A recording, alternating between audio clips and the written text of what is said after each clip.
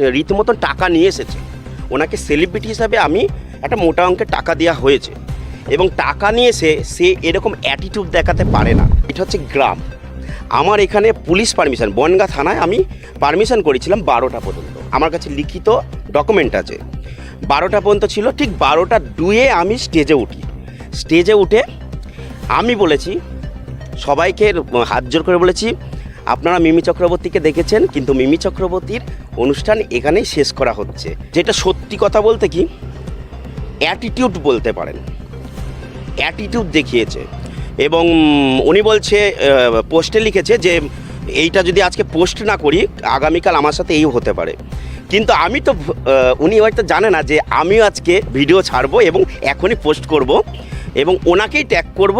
এবং উনি কটার সময় এখানে উঠেছে আর ওনাকে আমি কতটা সম্মানের সাথে সংবর্ধনা দিয়ে আমি বলেছি যে আপনার এখানে মিমি চক্রবর্তী টাইম ওভার হয়ে গেছে।